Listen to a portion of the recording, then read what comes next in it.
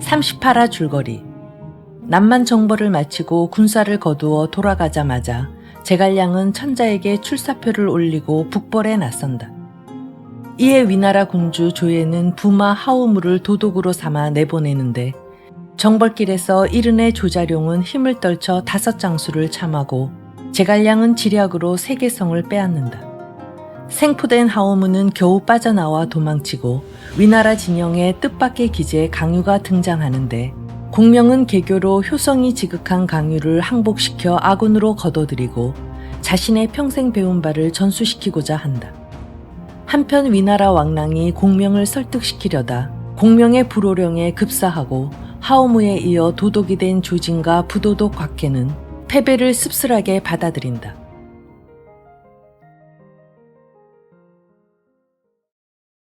제75장 철거군. 서강국 국왕 천리길은 조조 때부터 해마다 위나라에 조공을 바치고 있었다.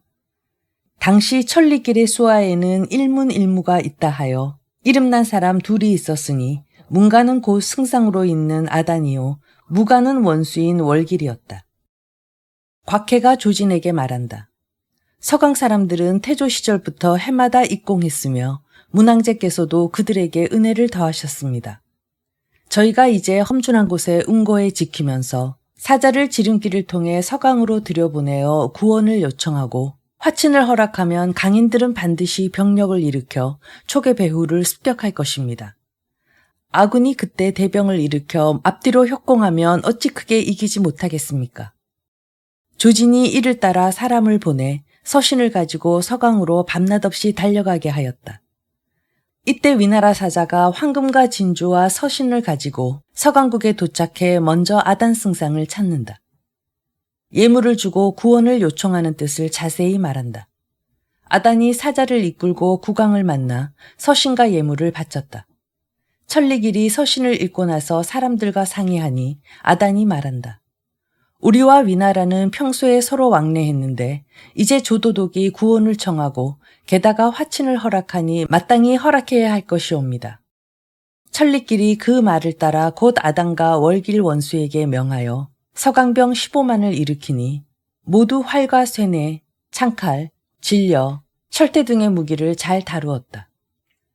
또한 전차가 있는데 얇은 철판을 못으로 박아두르고 식량, 군기, 집기를 적재했다. 낙타나 노새로 이 수레를 이끌고 철거병이라 일컬었다.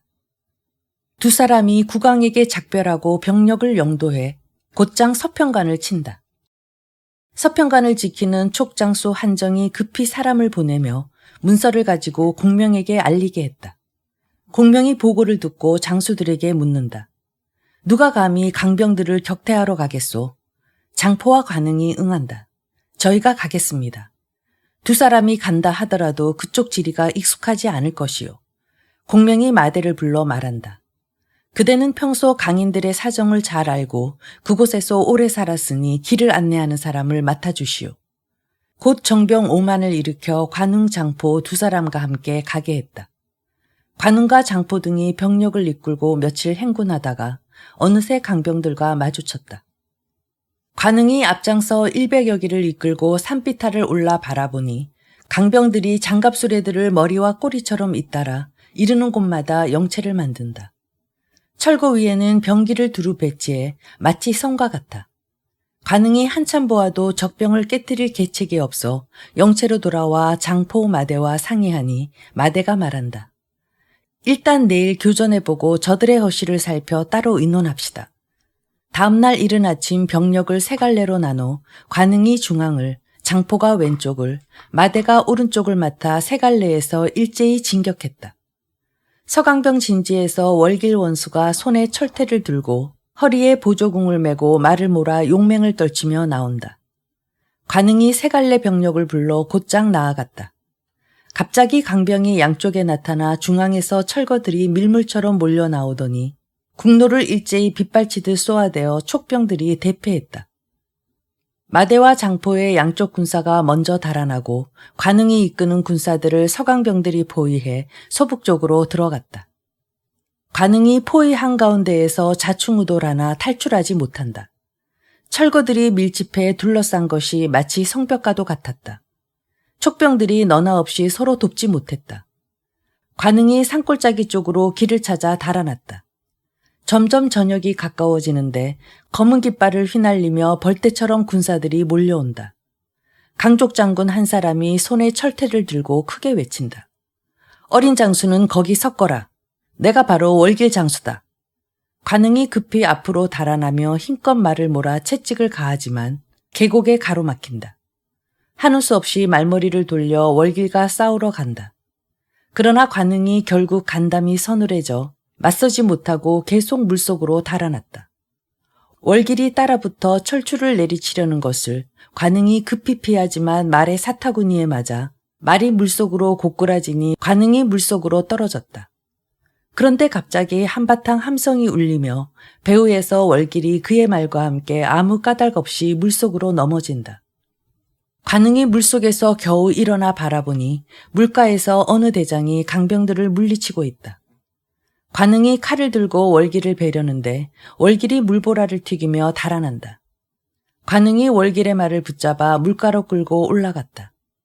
안장과 곱비를 정돈해 칼을 쥐고 말에 오르는데 그 장수는 아직도 앞쪽에서 강병들을 추격하고 있다. 관흥은 이 사람이 사람을 구해줬으니 만나야겠다고 생각해 말을 몰아 뒤쫓았다. 점점 가까워지자 운무 속에서 은은히 어느 대장이 보인다. 얼굴은 마치 짙은 대추 같고 눈썹은 누운 누에와 같고 녹색 점포에 황금 갑옷을 걸치고 청룡도를 들고 적토마를 탄 채 손으로 아름다운 수염을 쓰다듬는다. 분명히 붙인 관웅장임을 깨닫고 관흥이 크게 놀란다. 문득 관공이 손으로 동남쪽을 가리키며 말한다. 내 아들아, 어서 이 길로 가거라. 내가 영체로 돌아가도록 내 지켜주겠다. 말을 마치더니 보이지 않는다. 관흥이 동남쪽으로 급히 달렸다. 한밤에 이르러 갑자기 한 무리 군사가 오는데 바로 장포다. 장포가 관흥에게 묻는다. 너 백부를 만났느냐? 내가 어떻게 아느냐? 장포가 말한다. 내가 철거병들에게 급히 추격을 받을 때 호련히 백부께서 하늘에서 내려와 강병들을 내쫓고 이르시기를 너는 이 길을 따라 내 아들을 구하러 가라. 그래서 군사를 이끌고 곧장 너를 찾아온 것이다. 두 장수는 손을 잡고 오랫동안 말없이 서 있다가 전후사를 서로 이야기하며 영체로 돌아갔다. 두 사람이 영체로 돌아오자 마대는 마음을 조이면서 기다리던 참이라 크게 기뻐하며 그들을 영접하여 장중으로 들어가게 하였다. 세 장수가 이날의 싸움을 서로 이야기하다가 마대가 결론을 내렸다. 아무리 해도 우리 힘으로는 적군을 당해낼 수 없으니 나는 남아서 영체를 지킬 것이니 그대들 두 사람은 승상을 뱉고 계교를 써서 파하도록 하오. 이에 관흥 장포 두 사람이 밤새 공명을 만나러 가서 이 일을 자세히 말했다. 공명이 곧 조은과 위원에게 명하여 각각 한 무리 군사를 이끌고 매복하러 가게 했다. 그런뒤 군사 3만을 뽑아 강유, 장이, 관흥, 장포를 대동하고 친히 마대의 영체로 가서 머물렀다. 다음날 높은 언덕으로 올라가서 관찰하니 서강병들이 철거들을 끊임없이 이어놓고 인마들이 거침없이 이리저리 질주한다. 공명이 말한다. 이것은 격파하기 과히 어렵지 않소. 마대와 장익을 불러 이러저러하게 분부한다. 두 사람이 떠나자 강유를 불러 말한다. 그대는 저 철거들을 격파할 방법을 알고 있소. 강인들은 오로지 용력만 믿지 어찌 신묘한 계책을 알겠습니까? 공명이 웃으며 말한다. 그대가 내 마음을 아는구려. 이제 먹구름이 가득 몰려오고 북풍이 몹시 몰아치며 하늘에서 곧 눈이 내릴 테니 내 계책을 쓸 수 있소. 곧 관흥과 장포 두 사람에게 명하여 병력을 이끌고 매복하러 가게 했다. 강유에게도 명하여 병력을 이끌고 출전하되 철거병들이 오면 바로 후퇴에 달아나라고 했다. 영체 입구에 깃발들만 꽂아두고 군마들은 배치하지 않았다. 이렇게 준비를 마쳤다.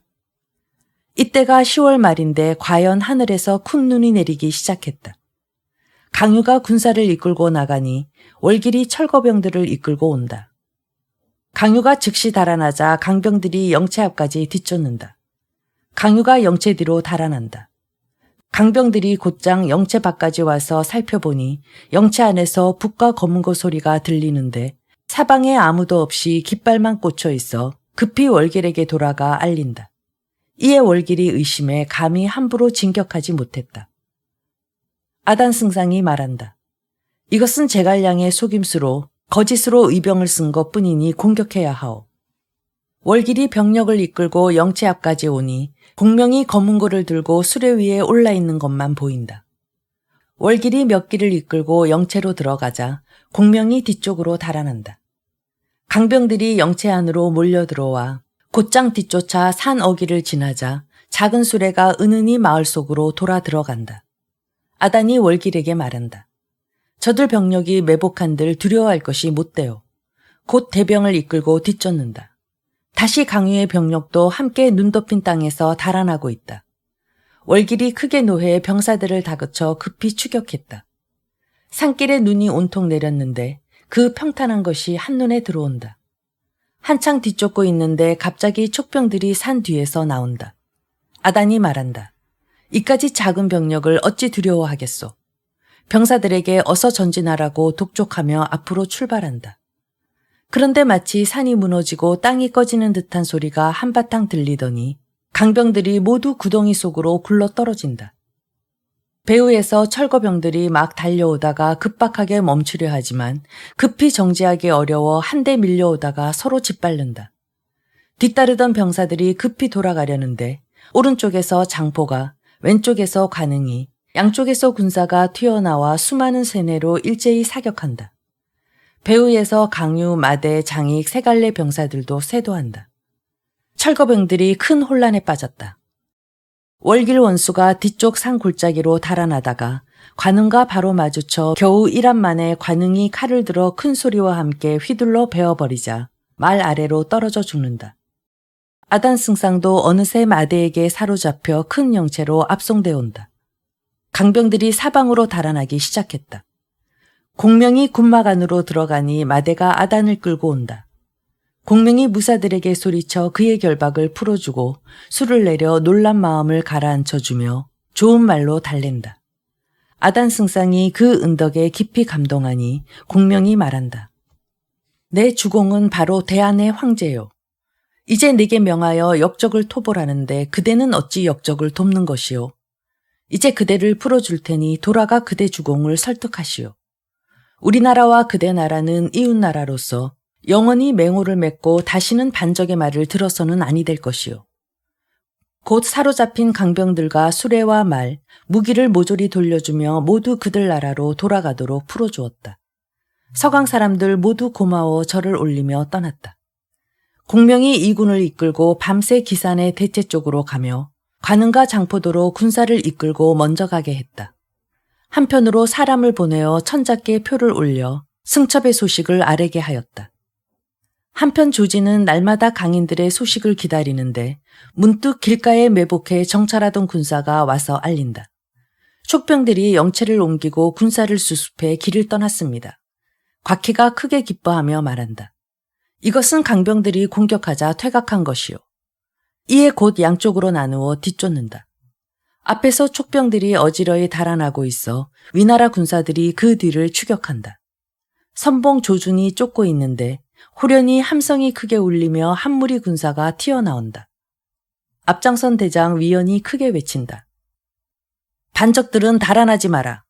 조준이 크게 놀라 말을 몰아 교봉하지만 불과 3안 만에 위연의 칼을 맞고 말에서 떨어진다. 부선봉 주찬도 병력을 이끌고 뒤쫓는데 갑자기 한 무리 군사가 나온다. 선두대장은 바로 조은이다. 주찬이 미처 손쓰지 못하고 조은의 창에 찔려 죽는다. 조진과 곽해는 양쪽 선봉을 모두 잃자 병력을 고도 돌아가려 한다. 배후에서 함성이 크게 진동하고 북소리 피리소리 일제히 울리며 관응 장포가 양쪽에서 병사들을 이끌고 돌격하여 조준 곽해를 에워싸 한바탕 무찌른다. 조준 곽해 두 사람이 패잔병을 이끌고 길을 뚫고 탈주했다. 촉병이 완전히 승리해 곧장 위수까지 추격해 위나라 영체를 빼앗았다. 조진이 선봉 두 사람을 잃고 애통에 마지 않는다. 어쩔 수 없이 글을 써 조정에 아뢰며 구원을 간청하였다.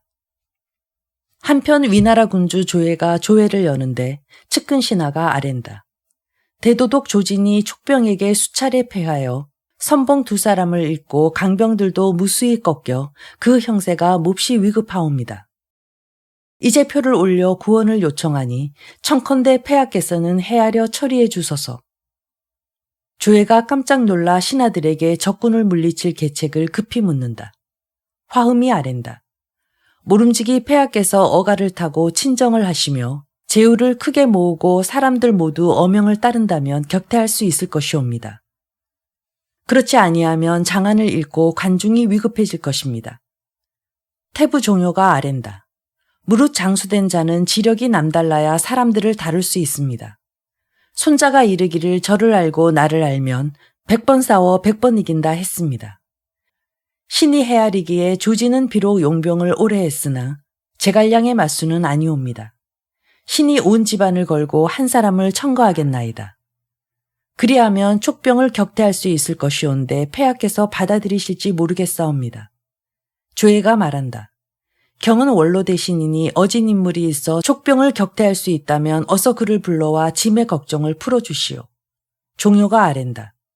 지난날 제갈량이 군사를 일으켜 국경을 침범하고자 했으나 다만 이 사람이 두려워 일부러 유언비어를 퍼뜨려 폐하로 하여금 그를 의심하고 제거하게 만든 다음에야 비로소 거침없이 크게 진격할 수 있었사옵니다. 이제 그를 다시 쓴다면 제갈량은 스스로 물러갈 것이옵니다. 조회가 누구냐고 묻자 종효가 말한다. 표기대장군 사마의입니다. 조회가 탄식하며 말한다. 그 일은 짐도 후회하고 있소. 지금 중달은 어디 있소? 요새 듣자니 중달은 완성에 한가하게 머물고 있습니다. 조회가 즉시 조서를 내려 사마의를 복직시키고 평소도독으로 제수하여 남양의 각 방면 군사를 일으켜 장안으로 오도록 했다. 조회가 어가를 타고 친정에 나서며 사마의로 하여금 나를 맞춰 합류하도록 했다. 사자가 밤새 완성으로 갔다. 한편 공명은 출병한 이래 완전한 승리를 여러 차례 거두어 마음속으로 몹시 기뻤다. 기산의 영체에 머물며 사람들을 모아 의논하는데 영안궁을 지키는 이엄이 아들 이풍을 보냈다는 보고가 들어왔다. 공명은 동호가 국경을 침범한 줄만 알고 몹시 놀라고 의심해 그를 안으로 불러들여 물으니 이풍이 말한다. 일부러 기쁜 소식을 전해드리러 왔습니다. 무슨 기쁜 소식이 있단 말이냐? 지난날 맹달이 위나라에 투항했지만 부득이한 상황이었습니다. 당시 조비가 그의 재주를 아껴 준마와 황금 진주를 하사하고 함께 임금의 수레를 타고 출입하며 산기상시로 봉하고 신성을 다스리는 태수로 앉혀 상용과 금성 등을 진수하게 하며 서남 지역을 맡겼습니다. 조비가 죽은 뒤 조회가 즉위하면서 조정 안에 많은 이들이 그를 질투하여 맹달이 밤낮으로 불안에 떨며 늘 장수들에게 이르기를 나는 본래 총나라 장수라서 이곳에서 세력이 궁핍하오 라고 했습니다. 이제 그가 거듭 신복에게 서신을 줘서 부친을 만나게 하며 조만간 승상께 대신 아래라 하였습니다. 지난날 5방면에서 서천을 침입했을 때부터 벌써 그런 뜻이 있었습니다. 이제 신성에 머물며 승상께서 위나라를 정벌하심을 듣고 금성, 신성, 상용 3곳 군마를 일으켜 곧 거사하여 곧장 낙양을 취하려 합니다. 승상께서 장안을 취하시면 두 도읍이 크게 평정됩니다. 이제 제가 사자를 데리고 그동안 누차에 걸쳐 받은 서신을 바치러 왔습니다. 공명이 크게 기뻐하며 이풍 등을 크게 포상하였다. 그런데 세작이 들어와 보고한다. 위주 조회가 어가를 타고 장안으로 가면서 한편으로 조서를 내려 사마의를 복직시키고 평소도독으로 임명하여 구곡 병력을 일으켜 장안에서 합류하도록 했습니다. 공명이 크게 놀라자 참군 마속이 말한다. 조회 따위야 말할 가치가 있습니까? 장안으로 온다면 가서 잡을 수 있습니다. 승상께서는 무슨 까닭에 놀라십니까? 내 어찌 조회를 두려워하겠소. 근심거리는 오로지 사마의 한 사람뿐이요. 이제 맹달이 큰일을 일으키려는데 사마의를 만난다면 반드시 실패할 것이요. 맹달은 사마의의 맞수가 아니니 반드시 그에게 잡힐 것이요. 맹달이 죽으면 중원을 쉽게 얻을 수 없소. 마속이 말한다. 그렇다면 승상께서는 어이 그를 맹달에게 보내어 이를 막지 않으시나이까? 공명은 마속의 말에 따라 급히 글을 적어 맹달에게 전하게 하였다. 한편 맹달은 신성에서 오로지 신복이 돌아오기만 기다렸다. 어느 날 신복이 와서 공명의 서친을 바친다. 맹달이 뜯어 읽으니 대략 이러하다. 근자의 서신을 읽고 공의 충의로운 마음을 알 수 있었소. 옛 친구를 잊지 않다니 내 몹시 기쁘고 위안이 되오. 대사가 이루어진다면 공께서는 한 조를 중흥시킨 제1공신이 될 것이오. 그러니 극히 신중하고 은밀하게 진행하고 함부로 남에게 맡기지 마시오. 신중하시오. 경계하시오. 근자에 듣자니 조예가 다시 조서를 내려 사마의를 복직시키고 남양과 낙양에 병력을 일으켰소. 그가 공께서 거사한 것을 듣는다면 반드시 먼저 올 것이오. 모름지기 만전을 다해 방비할 것이지 절대로 등한히 여기지 마시오. 맹달이 읽고 나서 웃으며 말한다. 사람들이 공명은 생각이 많다고 하던데 이제 이것을 보니 정말 그렇구나. 이에 회신을 써서 신복에게 주며 공명에게 가도록 했다. 공명이 그를 군막 안으로 불러들이자 회신을 바친다. 공명이 뜯어서 읽어보니 이러하다. 가르치심을 받드는데 어찌 감히 한치라도 소홀하겠습니까? 사마의의 일은 두려워할 것이 없습니다. 완성은 낙양과 약 800리 떨어졌고 신성까지 1200리입니다. 사마의가 저의 거사를 듣더라도 반드시 위주에게 표를 올려 알려야 합니다. 그렇게 항복하는데 한 달이 걸릴 일이니 저의 성읍은 이미 견고해지고 장수들은 삼군을 이끌고 모두 외진 요충지에 있을 것입니다. 사마의가 오더라도 어찌 제가 두려워하겠습니까? 승상께서는 안심하시고 오로지 저의 승천만을 기다리십시오. 공명이 다 읽고 나더니 서신을 바닥에 내던지고 발을 구르며 말한다. 맹달은 기어코 사마의의 손에 죽고 말겠구나. 마속이 묻는다. 승상께서 어찌 그리 말씀하십니까? 병법에 이르기를 적들의 방비하지 못한 곳을 치고 적들의 예상치 못한 곳으로 나아가라 했소. 어찌 한 달이 걸린다고 생각한단 말이오. 조예가 이미 사마의에게 위임하며 적병을 만나면 즉시 없애라 했을 텐데 어찌 그가 임금에게 상조해서 묻겠소. 그가 맹달의 모반을 안다면 열흘도 안 걸려 병력을 이끌고 올 것인데 어찌 능히 손을 쓰겠소. 장수들 모두 탐복한다. 공명이 급히 맹달의 사자더러 되돌아가 보고하라 이른다. 아직 거사하지 않았다면 절대 이를 함께할 이들에게 알리지 말라 하시오. 알게 되면 반드시 실패할 것이오. 그 사자가 작별 인사를 올리고 신성으로 돌아갔다. 한편 사마의는 완성에서 한가히 있으면서 위나라군이 촉에게 거듭 패전한 것을 듣고 하늘을 우러러 장탄식한다. 사마의의 맏아들 사마사는 자가 자원이고 둘째 아들 사마소는 자가 자상인데 평소 큰 뜻을 품고 병법서적에 통달했다. 그날 사마의 곁에 시립해 있다가 사마의의 장탄식을 보더니 묻는다. 부친께서는 무엇 때문에 장탄식을 하십니까? 너희 따위가 어찌 대사를 알겠느냐? 사마사가 말한다. 위나라 주군께서 써주시지 않는 것을 탄식하는 것이 아닙니까? 사마소가 웃으며 말한다. 조만간에 틀림없이 부친을 부르려고 조서를 가지고 올 것입니다. 그 말이 미처 끝나기도 전에 호련히 천자의 사자가 부절을 가지고 왔다. 사마의가 천자의 조서를 듣고 나서 곧 완성의 각 방면 군마를 일으켰다. 그런데 금성태수 신의의 집안 사람이 기밀을 가지고 왔다며 뵙기를 청한다. 사마의가 밀실로 불러들여 물으니 그 사람은 맹달이 모반을 꾀한다고 자세히 말한다. 또한 맹달의 신보 이보와 맹달의 외조카 등연이 눈치를 보다가 자수한다. 사마의가 듣기를 마치더니 손을 이마에 얹으며 말한다. 이것은 황제폐하의 하늘같이 높고 큰 복이로다. 제갈량의 병력이 기산에 주둔하여 내외 사람들이 간담이 떨어질 지경이다. 이제 천자께서 부득이하게 장안으로 거동하셨으나 만약 위급한 시기에 나를 쓰지 않으셨다면 맹달이 일거에 두 서울을 깨뜨리게 됐을 것이다. 이 역적놈이 필시 제갈량과 밀통했을 텐데 내가 먼저 잡는다면 제갈량은 틀림없이 마음이 서늘해져 스스로 병력을 물릴 것이다. 맏아들 사마사가 말한다. 부친께서는 어서 표를 써서 천자께 아뢰십시오. 성지를 기다리느라 한 달이 지나간다면 너무 늦을 것이다. 즉시 명령을 전하여 인마들을 출발시켰다. 이틀의 갈 길을 하루에 가도록 재촉하면서 늦은 경우 당장 참하겠다고 하였다.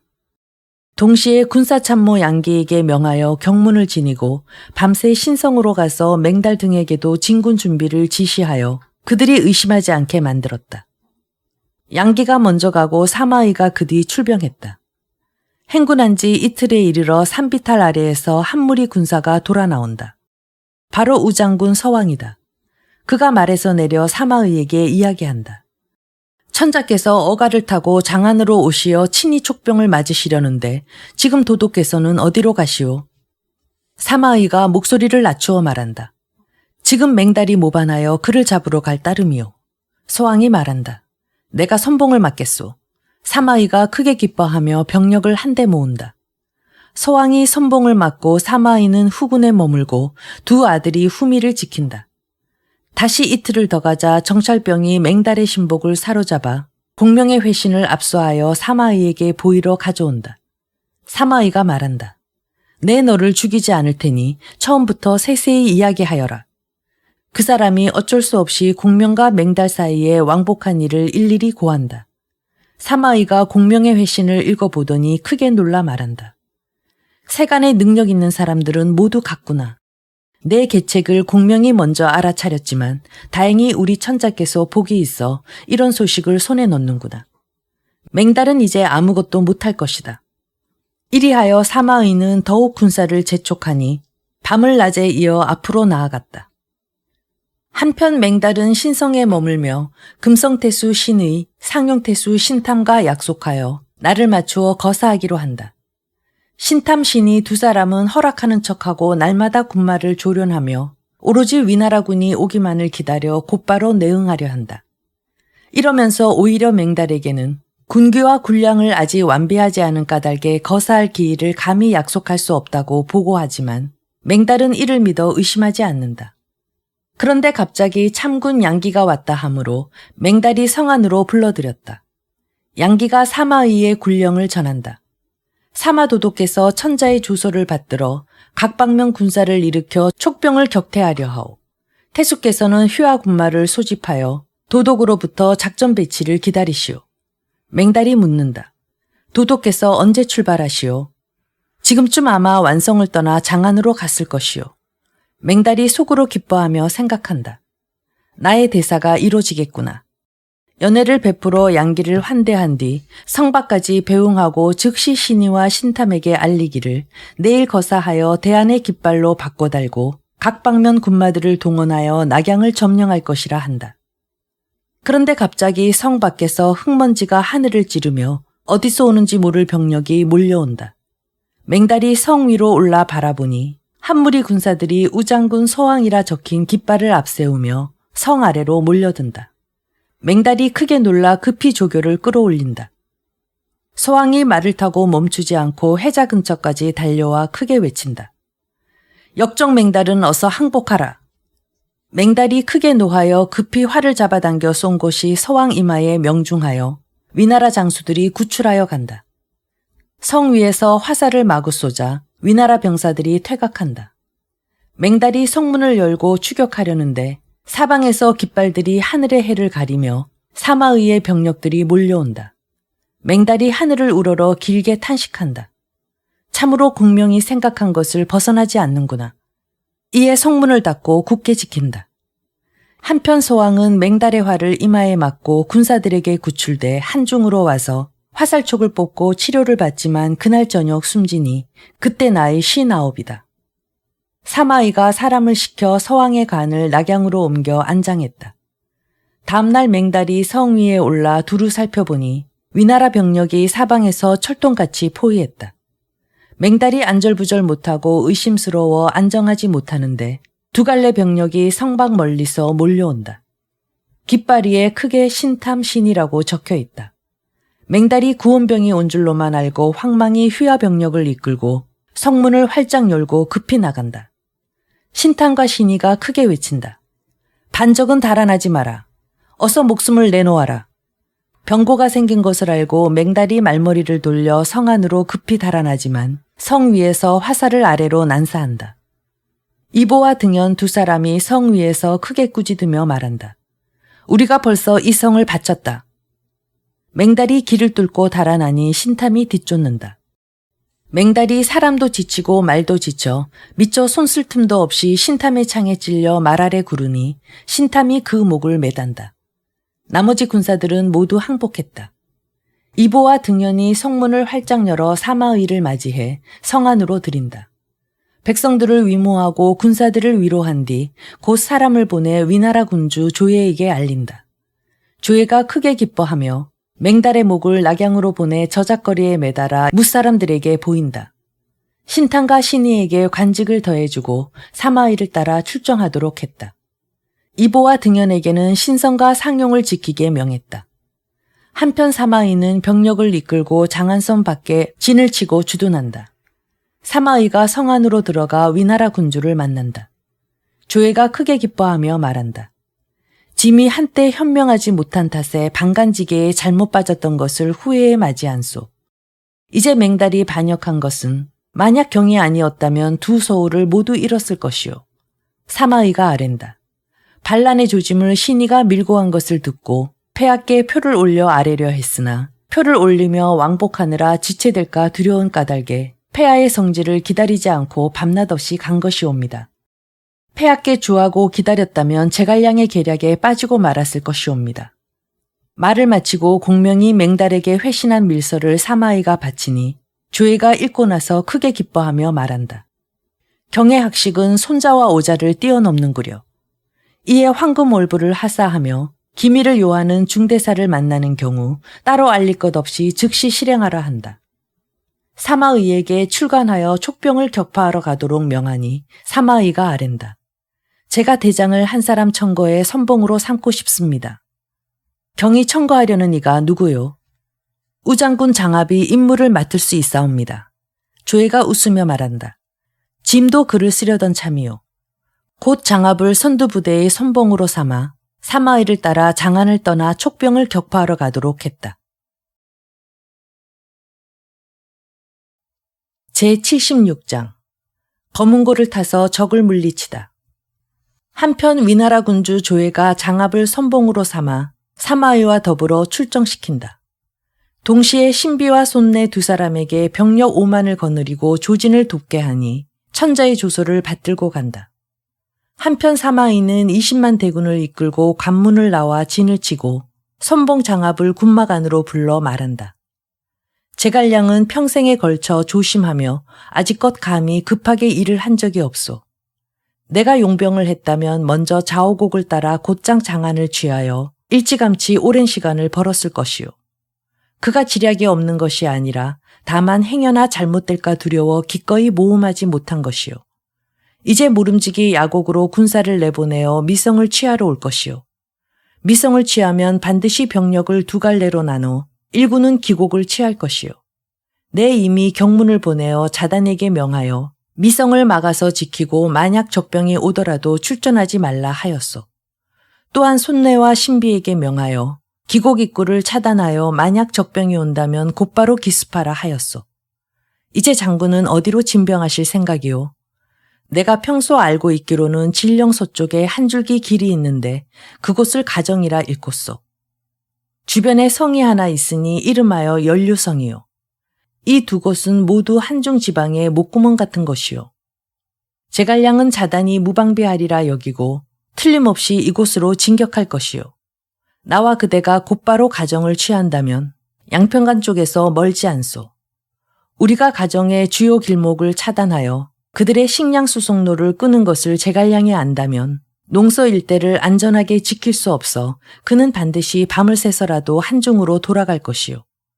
그가 돌아갈 때 우리가 병력을 거느리고 지름길에서 공격하면 완전한 승리를 거둘 것이요. 그들이 돌아가지 않더라도 우리가 곳곳에 소로에 모두 보루를 쌓아 차단하고 전부 병력을 배치해 지킨다면 한 달이 지나 식량이 바닥나서 촉병들 모두 굶어 죽을 테니 제갈량은 우리에게 잡히고 말 것이요. 장압이 크게 깨닫고 바닥에 엎드려 절을 올리며 말한다. 도독은 참으로 신묘한 계략을 가졌소. 비록 이렇더라도 제갈량은 맹달에 비할 바가 아니오. 장군께서 선봉이 되더라도 함부로 진격하지 마시오. 다른 장수들에게도 그렇게 전해야 하오. 산 너머 서쪽 길은 멀리 정탐을 한 뒤에 복병이 없는 것을 확인하고서야 전진할 수 있어. 이를 소홀히 하면 반드시 제갈량의 계략에 빠질 것이요. 장압이 계책을 받고 군사를 이끌고 떠난다. 한편 공명은 기산의 영체 안에 머물고 있는데 갑자기 신성에서 정탐을 하던 이가 왔다고 한다. 공명이 급히 불러들여서 묻자 세작이 고한다. 사마이가 길을 재촉하여 8일에 벌써 신성에 도착하니 맹달이 미쳐 손쓸 틈이 없었습니다. 또한 신탐, 신의, 이보 등연이 내응하니 맹달은 난전 중에 죽임을 당했습니다. 이제 사마이가 병력을 거두어 장안으로 가서 위나라 군주를 만나 장압과 함께 병력을 이끌고 출간하여 아군을 막으러 오고 있습니다. 공명이 크게 놀라 말한다. 맹달이 기밀을 지키며 일하지 않아 죽은 것이야 당연하다. 이제 사마이가 출간했다면 틀림없이 우리의 목구멍처럼 중요한 곳인 가정을 빼앗으려 할 것이다. 곧 묻는다. 누가 감히 병력을 이끌고 가정을 지키러 가겠소? 그 말이 미처 끝나기 앞서 참군 마속이 말한다. 제가 가겠습니다. 가정이 비록 작은 곳이지만 책임은 막중하오. 만약 가정을 잃는다면 우리 대군도 끝장이오. 그대가 비록 모략에 능통하지만 그곳은 아무 성곽도 없고 지세가 거칠고 가팔라 사람이 다니기 힘든 지형도 없는 까닭에 수비가 극히 곤란하오. 제가 어려서부터 병법서를 숙독하여 병법을 잠못 아는데 어찌 가정 하나를 지키지 못하겠습니까?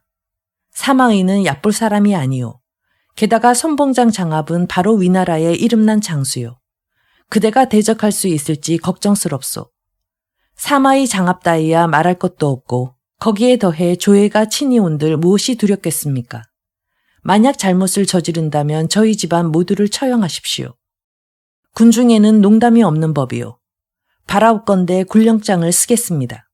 공명이 이를 따르니 마속이 곧 굴령장을 써서 바친다. 공명이 말한다.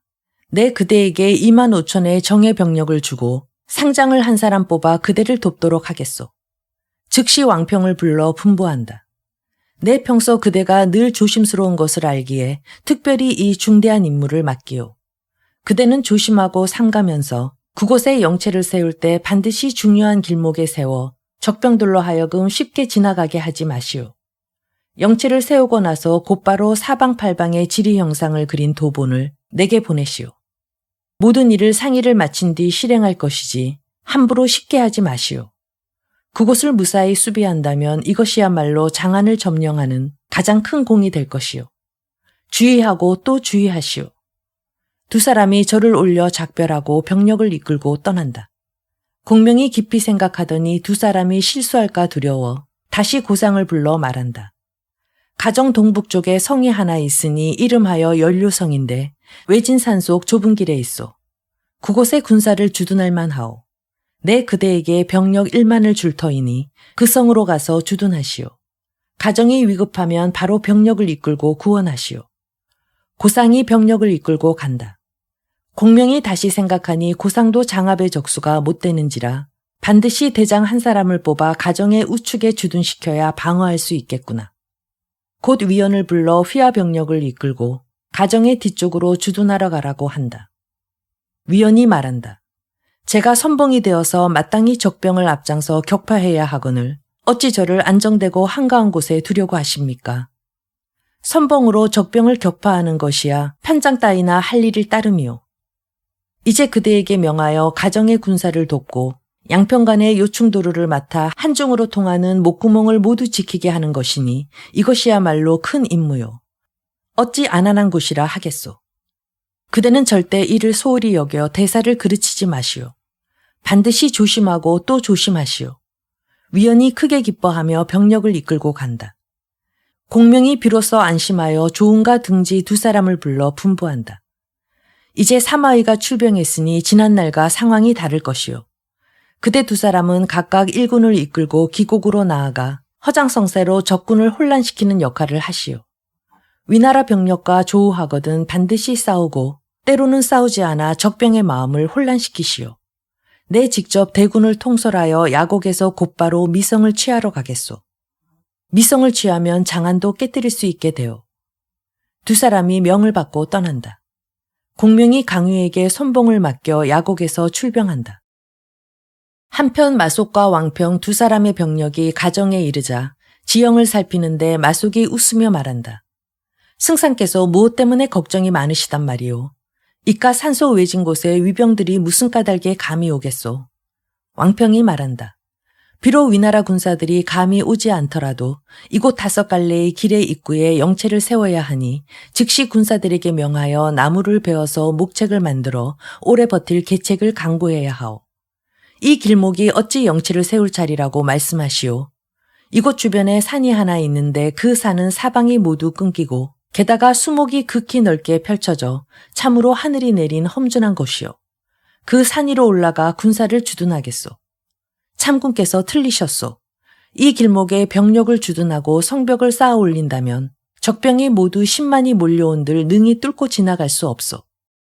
이곳 요로를 버리고 산 위에 주둔했다가 위나라 군사들이 몰려와 사방에서 포위하면 무슨 계책으로 지키겠소. 마속이 크게 웃으며 말한다. 그대는 참으로 여자 같은 식견을 가졌구려. 병법에 이르기를 높은 곳에 자리 잡고 아래를 내려다 본다면 마치 파죽지세와 같다고 하였소. 위나라 군사들이 온다고 한들 나는 그들을 갑옷 조각 하나도 돌아가지 못하게 하겠소. 내가 누차에 걸쳐 승상께서 진을 치시는 것을 따라다니며 봤지만 승상께서 가시는 곳마다 진심을 다하여 알려주셨소. 이제 이 산을 살펴보건대 이 산은 매우 위험한 것이오. 우리가 물을 길어 먹는 길을 위병들이 끊는다면 군사들이 싸우지도 않고 혼란에 빠질 것이오. 함부로 말하지 마시오. 손자께서 이르시길 사지에 빠지고 나서야 살 길이 생기는 법이다 하였소. 위나라 군사들이 아군의 물길을 끊는다면 촉병들이 어찌 죽을 각오로 싸우지 않겠소. 한 사람으로 100사람을 당할 수 있게 되는 것이오. 내가 평소에 병서를 읽었거니와 승상께서도 여러 가지 일들을 내게 묻곤 하시는데 그대가 어찌 가로막는단 말이오. 참군께서 기어코 산 위에 영체를 세우겠다면 병력을 나눠 제게 주시오. 나는 산 서쪽 아래에 작은 영체를 세워서 서로 의각지세를 이루는 것이 좋겠소. 위나라 군사들이 온다면 서로 도웁시다. 이것도 마속이 따르지 않는데 갑자기 산속에 사는 백성들이 떼를 지어 몰려오며 위나라 군사들이 벌써 왔다고 알린다. 왕평이 인사하고 가려는데 마속이 말한다. 그대가 기어코 내 명령을 듣지 않겠다면 5천 군사를 줄 테니 영체를 세우러 가시오.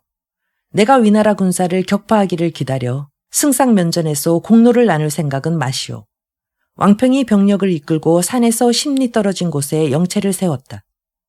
그곳에 도본을 그린 뒤 사람을 시켜 밤새 공명을 찾아가 전하고 마속이 산 위에 영체를 세운 것을 모두 말하게 한다. 한편 사마이는 성 안에 머물며 차남 사마소를 먼저 보내어 길을 정탐하게 했다. 만약 가정에 적병이 주둔하여 수비한다면 즉시 진군을 멈추라 했다. 사마소가 명령을 받들어 그 일대를 쭉 정탐하고서 돌아가 부친에게 말한다. 가정을 적병이 지키고 있습니다. 사마이가 탄식한다. 제갈량은 참으로 신인이구나. 나 따위는 미치지 못하겠구나. 사마소가 웃으며 말한다. 부친께서 무슨 까닭으로 스스로 뜻과 용기를 떨어뜨리십니까? 제가 보기에 가정은 쉽게 빼앗을 수 있습니다. 내 어찌 감히 이렇게 소리를 치느냐.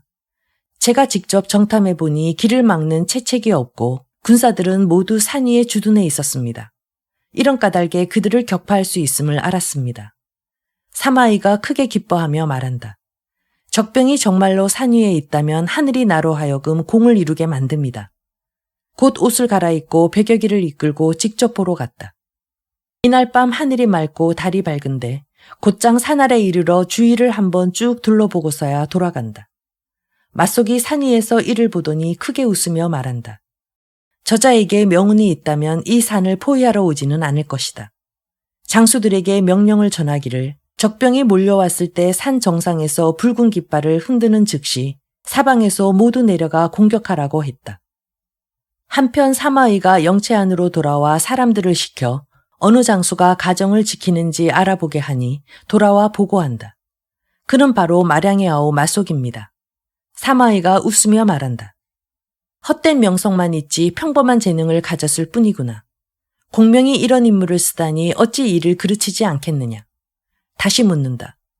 가정의 좌우에는 따로 군사들이 없는가?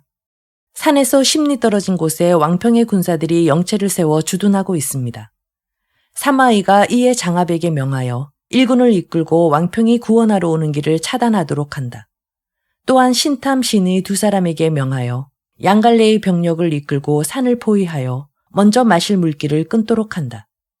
촉병들이 스스로 혼란에 빠지기를 기다린 뒤 그 틈을 타서 치라고 한다. 이날 밤 작전 배치를 마치고 다음날 동틀 무렵 장압이 먼저 병력을 이끌고 배후를 차단하러 갔다. 사마이가 군사들을 크게 이끌고 간다. 위나라 군사들이 떼지어 몰려가 사방에서 산을 포위한다. 마속이 산 위에서 바라보니 위나라 군사들이 상가들을 가득 메웠는데 깃발과 대오가 몹시 엄정하다. 총나라 병사들이 이를 보고 모두 간담이 서늘하여 감히 산을 내려오지 못한다. 마속이 붉은 깃발을 흔들지만 군사들과 장수들이 너나 없이 서로 눈치만 보며 아무도 감히 움직이지 않는다. 마속이 크게 노하여 직접 장수 두 사람을 죽인다. 군사들이 놀라고 두려워 어쩔 수 없이 있는 힘을 다해 위나라 병사들을 치러 산을 내려간다. 그러나 위나라 병사들은 굳건히 서서 동요하지 않으니 촉병들이 다시 후퇴하여 산으로 올라간다. 일이 뜻대로 되지 않자 마속이 군사들을 집결시켜 영체의 문을 걸어 잠가 지키며 외부의 도움을 기다리게 했다. 한편 왕평은 위병들이 오자 군사를 이끌고 급히 나오다가 때마침 장압과 조우한다. 수십 함 남짓 싸워 왕평이 힘도 빠지고 세력도 고립돼 어쩔 수 없이 퇴각했다. 위병들이 진시부터 술시까지 포위하니 산 위에 물이 없어 군사들이 먹지 못하여 군중에 큰 혼란이 일어났다. 한밤중이 되자 산 남쪽의 촉병들이 문을 활짝 열고 산을 내려가 위나라에 항복하지만 마속이 제지하지 못한다. 사마이가 다시 사람들을 시켜 상기슭에 불을 지르자 산 위의 촉병들은 더욱 혼란에 빠진다. 수비할 수 없다고 생각한 마속이 잔존 병력을 이끌고 서둘러 산 서쪽으로 내려가 달아난다. 사마이가 큰 길을 터주어 마속이 달아나도록 놔둔다. 배후에서 장압이 병력을 이끌고 뒤쫓는다. 30리 남짓 추격하자 앞쪽에서 북피리 피리 소리 일제히 울리며 한 무리 군사가 튀어나와 마속을 통과시키고 장압을 가로막는다. 누군가 보니 바로 위연이다. 위연이 칼을 휘두르며 말을 몰아 곧바로 장압에게 달려든다. 장압이 군사를 되돌려 달아난다. 위연이 군사를 내몰아 가정을 다시 빼앗으려 했다. 50리 남짓 추격하자 한바탕 함성이 일며 양쪽에서 복병이 일제히 나온다. 왼쪽은 사마이, 오른쪽은 사마소다. 도리어 위연의 배후를 공격하여 위연을 포위의 한가운데 몰아넣는다. 장압이 다시 와서 세 갈래 병력이 한데 합친다. 위연이 자충우돌하지만 탈출하지 못하고 병력의 태반을 잃었다. 이렇게 위급한 순간에 호련히 한 무리 군사가 돌입하니 바로 왕평이다. 위연이 크게 기뻐하며 말한다. 이제 내가 살겠구나. 두 장수가 병력을 모아 크게 한바탕 무찌르니 위나라 군사들이 비로소 물러간다. 두 장수가 황망히 영체로 돌아가 보니 영체에는 온통 위나라 깃발이 휘날린다. 신탐과 신의가 영체 안에서 튀어나온다. 왕평과 위연이 곧장 연류성으로 달아나 고상을 찾아간다. 이때 고상은 가정을 빼앗긴 것을 전해 듣고 연류성의 병력을 모조리 일으켜 구원하러 오고 있었다. 마침 위연과 왕평 두 사람과 맞닥뜨리니 그들이 앞서 일어난 일을 이야기한다. 이에 고상이 말한다. 오늘 저녁 위나라 영체를 습격하여 가정을 되찾는 것이 낫겠소. 이때 세 사람이 산비탈 아래에서 상의를 마친다. 날이 저물기를 기다려 병력을 세 갈래로 나누어 위연이 병력을 이끌고 먼저 진군하여 곧바로 가정에 이르지만 적병이 아무도 보이지 않아 마음속으로 크게 의심하여 감히 함부로 전진하지 못한다. 일단 길 어귀에 매복하여 기다린다. 그런데 어느새 고상이 이끄는 병력도 당도하여 두 사람 모두 적병이 어디 있는지 모르겠다고 말한다. 어찌된 까닭인지 모르겠는데 왕평의 병력도 오지 않는다. 갑자기 한바탕 포성이 울리며 불길이 하늘을 찌르고 북소리가 땅을 뒤흔든다. 위나라 군사들이 일제히 몰려나와 위연과 고상을 빠져나오기 어려운 포위 속에 빠뜨린다. 두 사람이 힘을 다해 적병과 충돌하지만 탈출하지 못한다. 갑자기 산비탈 뒤에서 우레 같은 함성 소리가 들리며 한 무리 군사가 몰려드니 바로 왕평이다. 왕평은 고상과 위연 두 사람을 구출하여 연류성으로 급히 달아났다. 성 아래에 이르자 어느 틈엔가 성 주변에서 한 무리 군사가 세도하는데 깃발 위에 위나라 도독 곽해라고 크게 적혀 있다. 원래 곽해는 조진과 상의하면서 사마이가 모든 공을 가져갈까 두려워했다. 이에 곽해에게 병력을 나눠주어 가정을 점령하러 온 것이다. 그런데 사마의와 장합이 이미 그 공을 세운 것을 곽해가 전해 듣고 곧바로 병력을 이끌고 연류성을 습격하러 온 것이다. 그러다가 마침 이들 세 장수와 마주쳐 한바탕 무찌르니 총나라 병사 가운데 사상자가 극히 많았다. 양평간을 잃을까 두려워 위원이 황망이 왕평 고상과 함께 양평간으로 갔다. 한편 곽해는 군사를 거두고 좌우의 사람들에게 말한다. 내가 비록 가정을 점령하지 못했으나 연류성을 취한 것도 큰 공이라 하겠소. 병력을 이끌고 성 아래에 이르러 문을 열라 외치는데 성 위에서 한바탕 포송이 울리며 온갖 깃발이 일제히 서고 맨 앞 큰 깃발 위에 평소도독 사마의라고 적혀 있다. 사마의가 해자의 다리를 걷어 올리고 가슴을 보호하는 목책에 기대어 크게 웃으며 말한다. 그대는 어찌 이리 늦게 오시오. 곽해가 깜짝 놀라며 말한다. 중달의 신묘한 지략은 내가 따르지 못하겠구려. 곧 성 안으로 들어가 인사를 마치니 사마의가 말한다. 이제 가정을 빼앗겼으니 제갈량이 달아날 수밖에 없소. 공은 조진과 함께 밤낮으로 그를 추격하시오. 곽해가 그 말을 따라 성을 나가서 떠난다. 사마의가 장합을 불러 말한다. 조진과 곽해는 내가 큰 공을 모두 차지할까 두려워 이곳 성지를 취하러 왔던 것이오. 내가 홀로 공을 이루려 한 것이 아니라 요행으로 이렇게 되었을 뿐이오. 내가 보기에 위연, 왕평, 마소, 고상의 무리는 틀림없이 양평간으로 먼저 갈 것이오. 내가 그곳을 취하러 가면 제갈량이 반드시 뒤따라 습격해 결국 그의 계략에 빠지고 말 것이오. 병법에 이르기를 돌아가는 적군을 치지 말며 궁지에 몰린 적병을 뒤쫓지 말라 하였소. 그대는 지름길을 따라가서 기곡에 후퇴하는 군사를 공격하시오. 나는 직접 병력을 이끌고 야곡의 적병을 막겠소. 그들이 패주하면 막지 말고 다만 중도에서 차단해야 적의 군수 물자를 모두 노획할 수 있소. 장합이 계책을 받고 병력 절반을 이끌고 떠났다. 사마의가 명령을 내린다. 지금 바로 야곡을 점령하러 간다. 서성으로 진격할 것이다. 서성이 비록 외진 산속의 작은 현이지만 촉병의 군량 저장소이자 남한, 천수, 안정 3개군으로 모두 통하는 길이다. 그곳 성을 점령하면 3개군을 회복할 수 있다. 이에 사마의가 신탐과 신의를 남겨 연류성을 지키게 하고 스스로는 대군을 통수하여 야곡으로 진발하였다. 한편 공명은 마속등을 보내어 가정을 지키게 한 뒤에도 우려하고 걱정하여 마지 않는다. 그런데 왕평이 보낸 사람이 그곳을 그린 도본을 가지고 왔다. 공명이 그를 불러들이니 측근히 도본을 받쳐 올린다. 공명이 탁자 위에서 뜯어보더니 탁자를 내리치며 몹시 놀라 말한다. 마속이 무지하여 아군을 구렁텅이에 빠뜨렸구나. 좌우에서 묻는다. 승상께서 무슨 까닭으로 크게 놀라십니까? 내가 이 도본을 살펴보니 요로를 버리고 오히려 산 위에 영체를 세웠소. 만약 위병이 와서 사방으로 포위하여 물길을 끊는다면 이틀이 못되어 아군이 저절로 혼란에 빠질 것이오. 가정을 잃는다면 우리가 어찌 돌아가겠소. 장사 양이가 진언한다. 제가 비록 재주 없으나 마속에게 가보겠습니다. 영체를 만들어 주둔하는 법을 공명이 하나하나 양이에게 알려준다. 막 떠나려 하는데 보마가 달려와 고한다. 가정과 연류성을 모두 잃었습니다. 공명이 발을 구르며 장탄식한다. 대사를 그르쳤구나. 이 모두 나의 잘못이다. 급히 관운과 장포를 불러 분부한다. 그대들은 각각 정병 3,000을 거느리고 무공산의 지름길로 가시오. 위나라 병력을 만나더라도 크게 공격하지 말고 다만 북을 치고 함성을 질러 적병을 혼란시키시오. 적병이 스스로 물러나도 추격하지 마시오. 모두 물러가기를 기다려 즉시 양평간으로 가시오. 다시 장익에게 명하여 먼저 군사를 이끌고 검각으로 가서 태로를 확보하도록 한다. 또한 은밀히 총나라 대군에게 명령을 전한다. 암암리의 행장을 수습하여 떠날 준비를 하라는 것이다.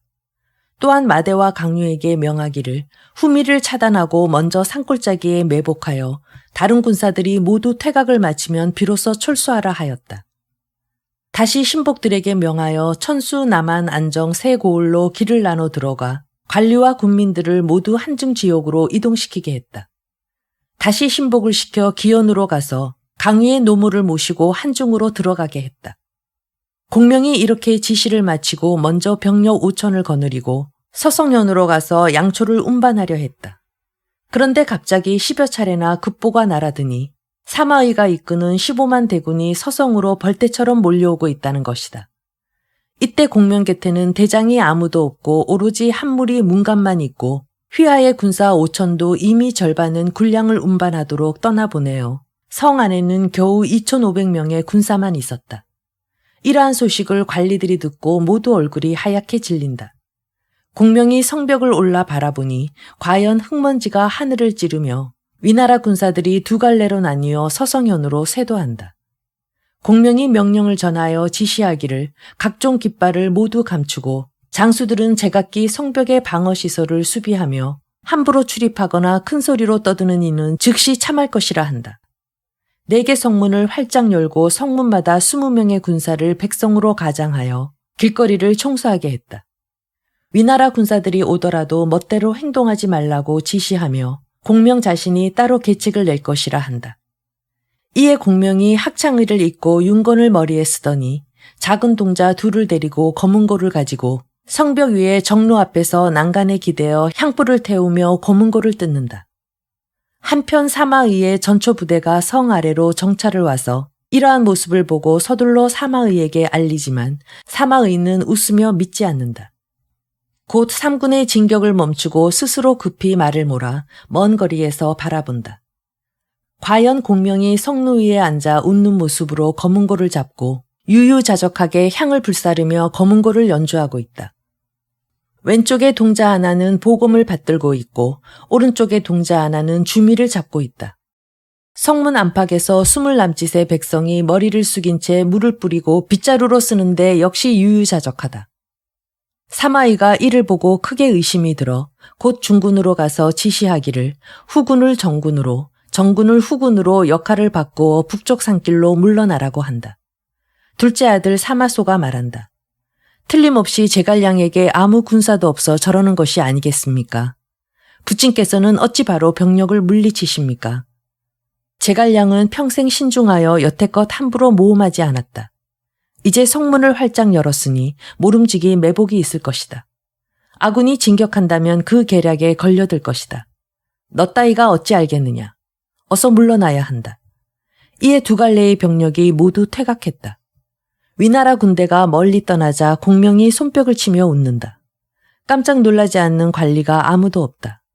이에 공명에게 묻는다. 사마의는 위나라의 이름난 장수로서 이제 15만 정병을 거느리고 이곳으로 왔거늘 승상을 보자마자 물러났습니다. 어찌 된 까닭입니까? 그는 내가 평소 신중한 줄만 알아 절대 모험을 하지 않으리라 생각했소. 그런데 우리의 이런 모양을 보고 복병이 있을까 의심하여 퇴각한 것이요. 내가 일부러 위험을 쓴 것이 아니라 어쩔 수 없는 까닭에 그리했을 뿐이요. 그는 틀림없이 군사를 이끌고 북쪽 산속 지름길로 갈 것이요. 내 이미 관흥장포 두 사람에게 명하여 그곳에서 기다리도록 했소. 사람들이 모두 탐복한다. 승상의 현묘한 지략은 귀신도 예측하지 못할 것입니다. 저희 같았으면 이곳 성을 버리고 달아나고 말았을 것입니다. 우리 병력은 겨우 2,500에 불과하니 성을 버리고 달아났더라도 멀리 가지 못했을 것이요. 결국 사마의에게 사로잡히지 않겠소. 훗날 누군가 시를 지어 기렸다. 3척짜리 검은고로 대군을 이겼도다. 제갈량이 서성에서 적병을 물리칠 때 15만 대군이 말머리를 돌리던 곳. 후세인들이 가리키지만 지금도 믿지 않네. 말을 마치더니 제갈량은 크게 웃으며 말한다. 내가 사마의였다면 그렇게 바로 물러나지는 않았을 것이요. 곧 명령을 내려 서성의 백성들도 군사들을 따라 한중으로 들어가게 하며 사마의가 반드시 다시 올 것이라 한다. 이에 공명이 서성을 떠나 한중으로 급히 갔다. 천수, 안정, 남한 세계군의 관리와 군사들도 속속 따라갔다. 한편 사마의가 무공산의 좁은 길로 달아나는데 갑자기 산 뒤에서 함성이 하늘을 찌르고 북소리가 땅을 뒤흔든다.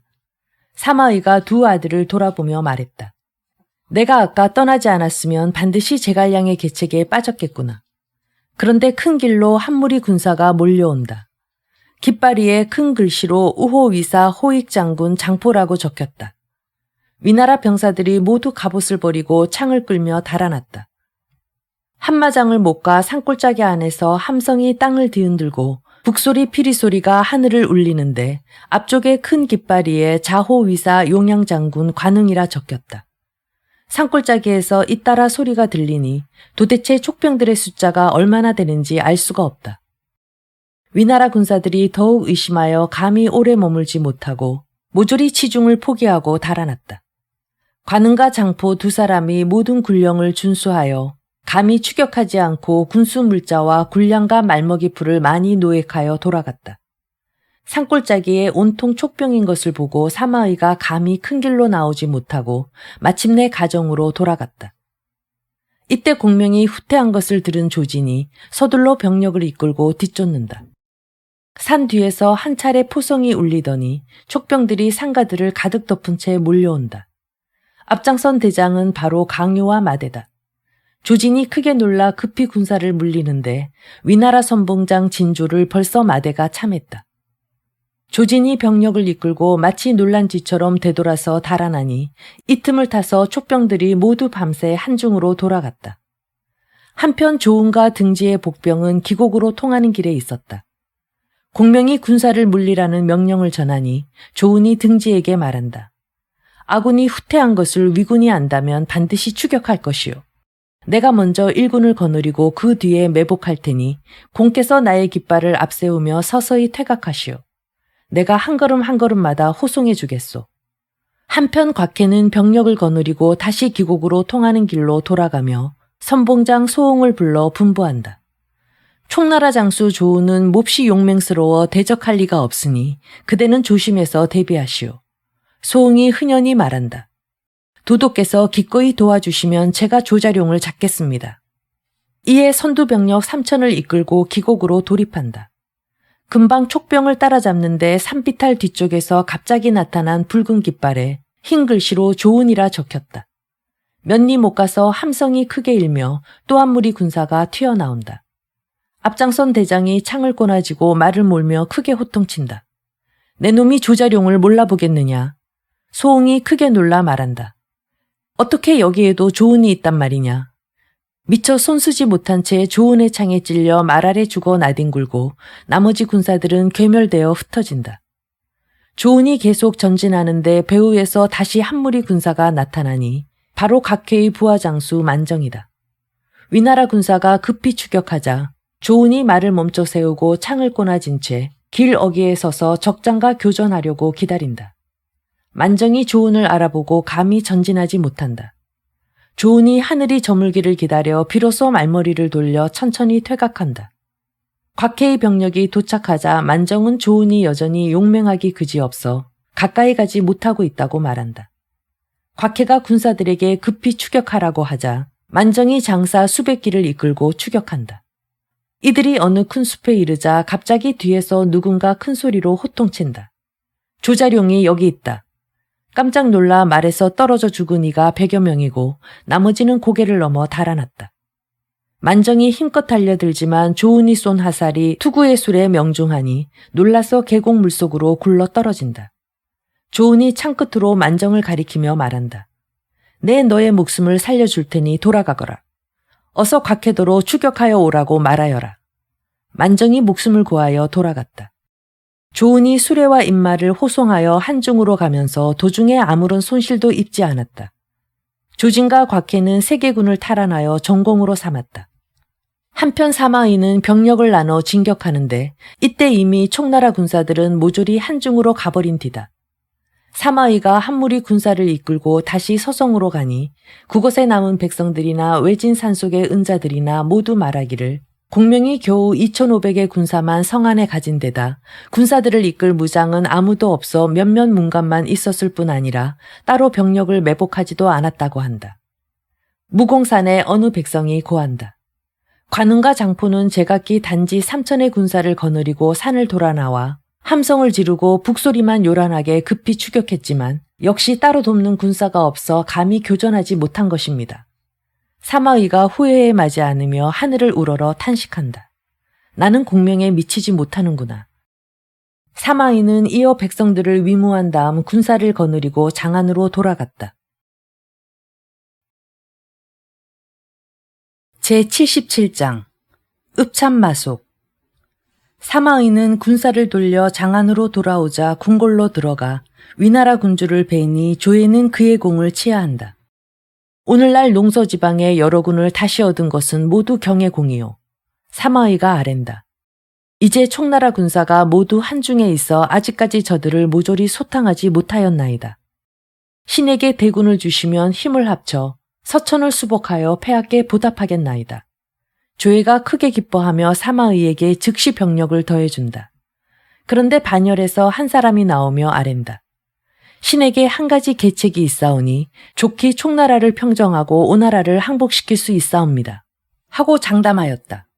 무리들이 그를 보니 곧 상서벼슬로 있는 손자이다. 조회가 묻는다. 경에게 무슨 묘계가 있소? 손자가 아랜다. 지난날 태조 무왕자께서 장로를 거두어 드릴 당시에 위기에 처하기도 하셨으나 결국 성공하셨습니다.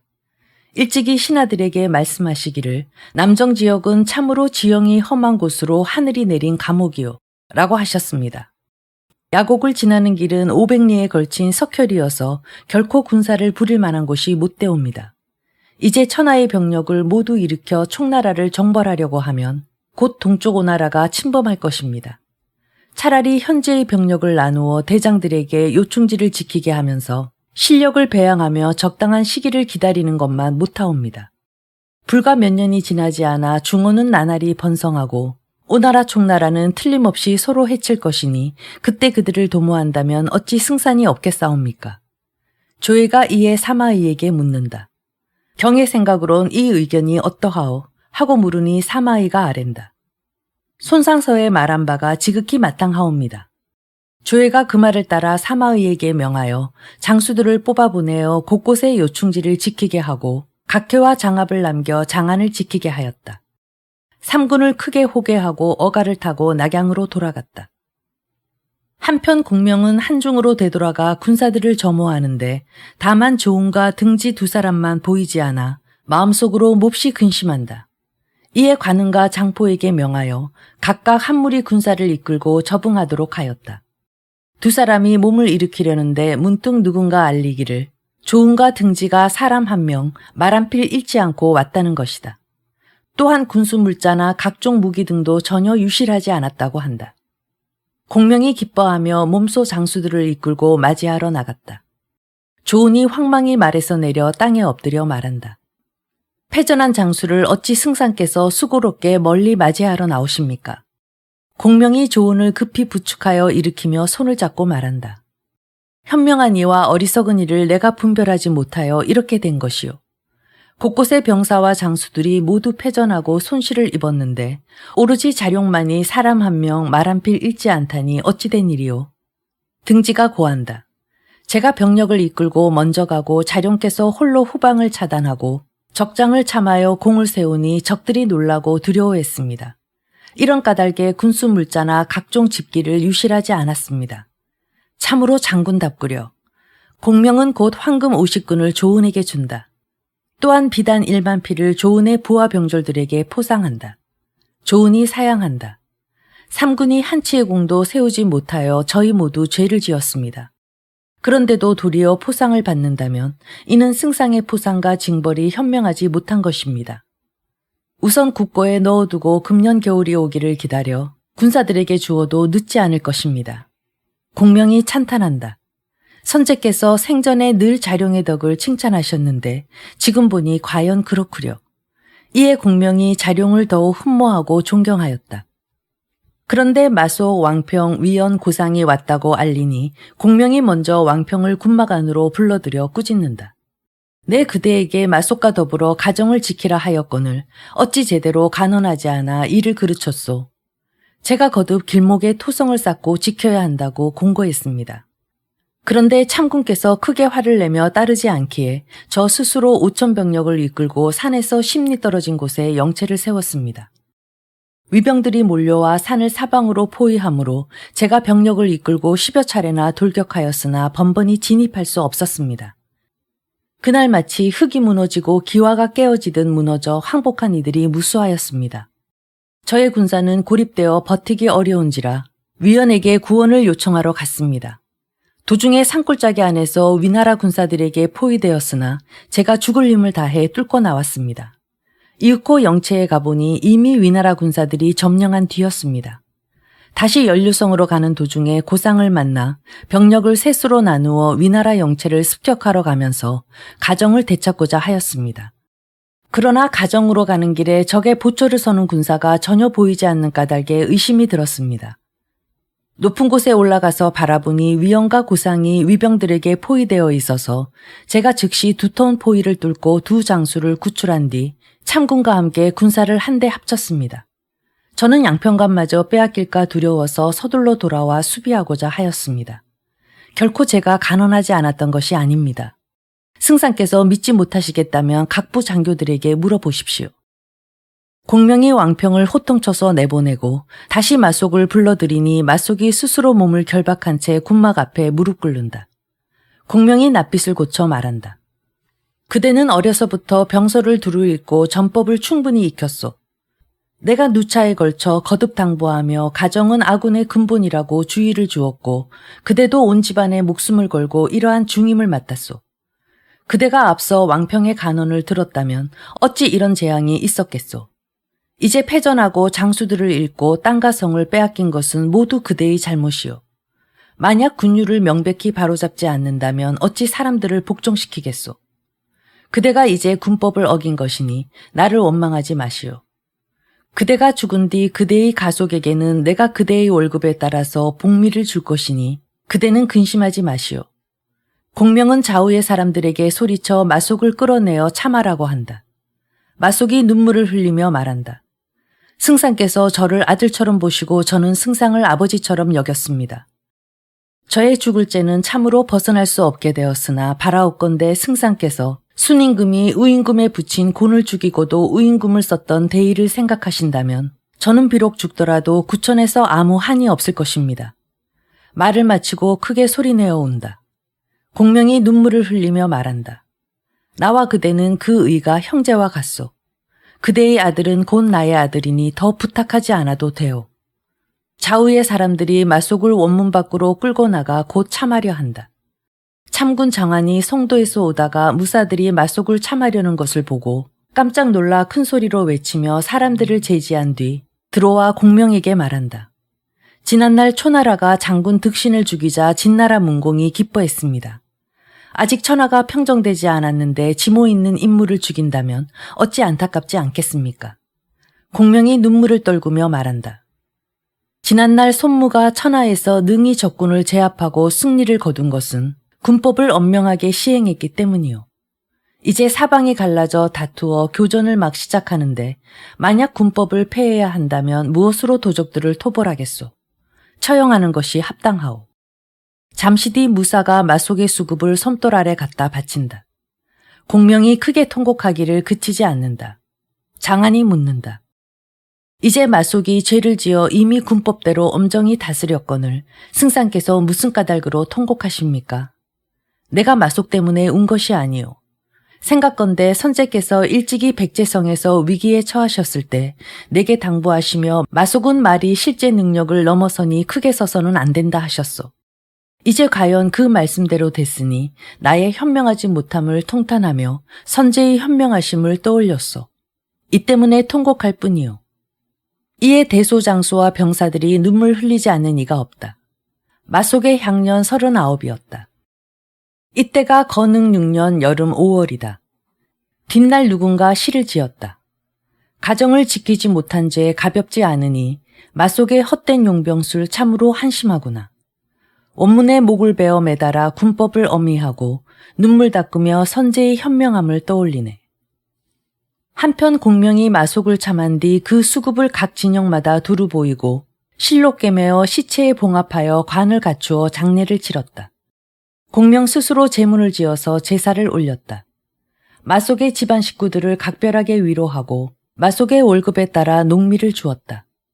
그리고 공명이 직접 표문을 작성하여 장환을 시켜 후주 유손에게 아뢰며 자신이 승상주기에서 물러날 것을 청하였다.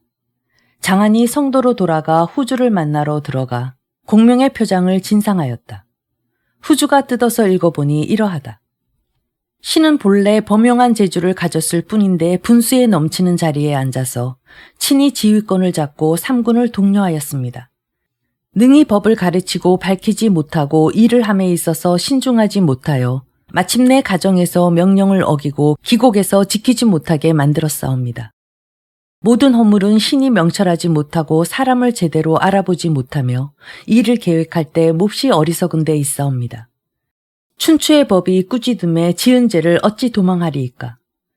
신은 스스로 벼슬 3등을 내려서 허물을 벌하옵고 부끄러움을 이기지 못하며 엎드려 명을 기다리나이다.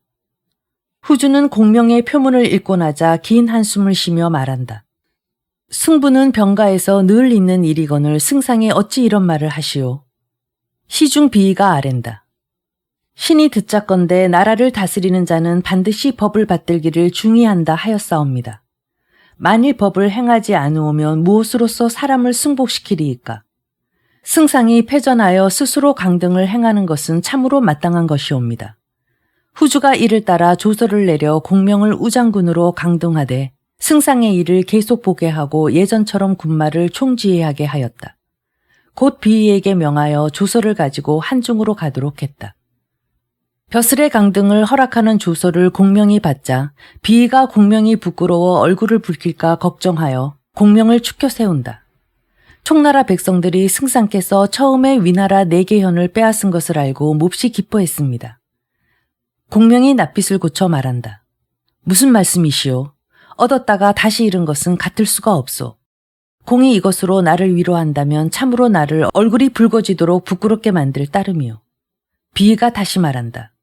요즘 승상께서 강유를 얻은 것을 들으시고 천자께서 몹시 기뻐하셨습니다. 공명이 노하여 말한다. 패전한 군사를 거느리고 돌아오고 일찍이 한치의 땅도 빼앗지 못했으니 이것은 나의 큰 죄요. 기껏 강요한 사람을 얻은들 위나라에 무슨 손실이 있겠소. 비의가 다시 말한다. 승상께서 현재 강력한 군대 10만을 통수하고 계시니 다시 위나라를 정벌할 수 있지 않으십니까? 지난번에 대군이 기상과 기곡에 주둔할 당시 아군이 적병보다 많았으나 적병을 격파하지 못하고 도리어 적병에게 격파되었소. 이러한 실패는 병력이 많고 적음이 아니라 장수의 역량에 좌우될 뿐이요. 이제 병력과 장수를 줄이고 형벌을 명백히 집행하고 과오를 반성하며 장래에 있어서 변통할 수 있는 길을 헤아려 보고자 하오. 그렇지 못한다면 비록 병력이 많은들 무슨 쓸모가 있겠소. 지금부터 나라를 깊이 생각하는 사람들이라면 기탄 없이 나의 잘못을 공격하고 나의 단점을 꾸짖어야 일이 뜻대로 이루어지고 적병을 멸할 수 있으며 빠른 시일 내에 공을 세울 수 있을 것이요. 비의와 장수들이 모두 그 견해에 탐복한다. 비의는 성도로 돌아가고 공명은 한중에 머물면서 군사들과 백성을 아끼며 보살피고 병기를 정비하고 병사들을 독려해 군사훈련을 실시한다. 성을 공격하거나 물을 건너는 데 쓰이는 기구를 만들고 군량을 축적하고 전선을 예비하여 훗날을 도모한다. 세작이 탐지하여 낙양으로 들어가 보고한다. 위나라 군주 조예가 이를 듣고 즉시 사마이를 불러 촉의 근거지 서천을 정복할 계책을 상의한다. 사마이가 말한다. 총나라는 아직 공격할 수 없습니다. 이제 날씨가 몹시 뜨거워서 촉병들이 싸우러 나오지 않을 것입니다. 아군이 그 땅을 깊숙이 들어간다면 그들은 험한 요충지를 지킬 터이니 쉽게 함락하기 어렵사옵니다. 적병이 다시 국경을 침범한다면 어찌하겠소. 신이 헤아려 보건대 이번에 제갈량은 필시 한신이 썼던 암도진창, 정면에서 적병을 현혹시키면서 측면을 돌파하는 계책을 본뜨려 할 것이옵니다. 신이 한 사람을 청거하여 진창의 입구로 보내어 성을 쌓아 방어한다면 만에 하나라도 잘못되지 않을 것이옵니다. 이 사람은 키가 구척이고 활을 잘 쏘는데 모략도 몹시 깊사옵니다. 제갈량이 국경을 침범하더라도 이 사람이라면 좋게 막아낼 것이옵니다. 조예가 크게 기뻐하며 묻는다. 그 사람이 누구요? 사마이가 아랜다. 그는 바로 태원 사람으로 성은 학, 이름은 소, 자는 백도입니다. 현재 자폐장군으로서 하수지방을 진수하고 있사옵니다. 조예가 이를 따라 학백도에게 진서장군의 직위를 내리며 진창의 길목을 수비하도록 명한다. 사자에게 조소를 주어 학소를 찾아가도록 했다.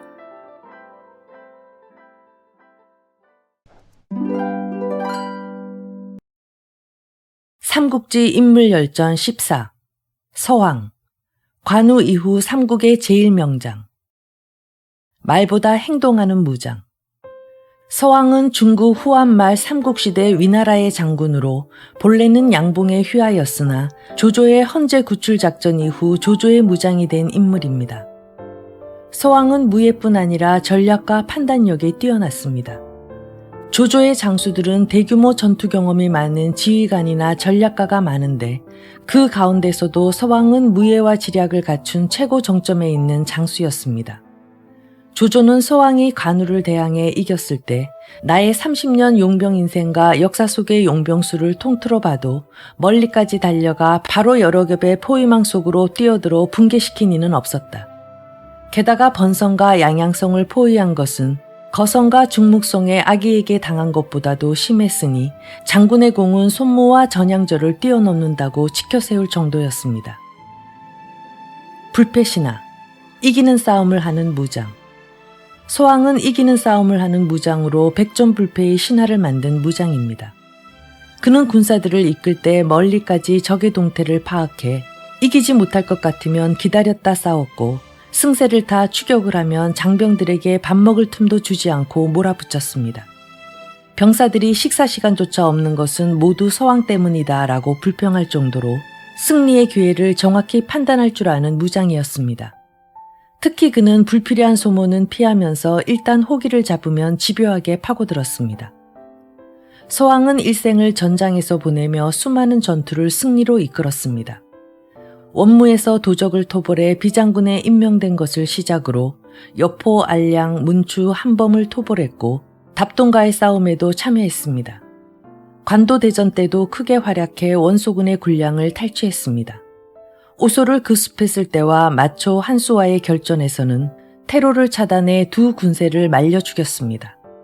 서황은 조조를 승리의 주역으로 만든 진짜 주인공이었습니다.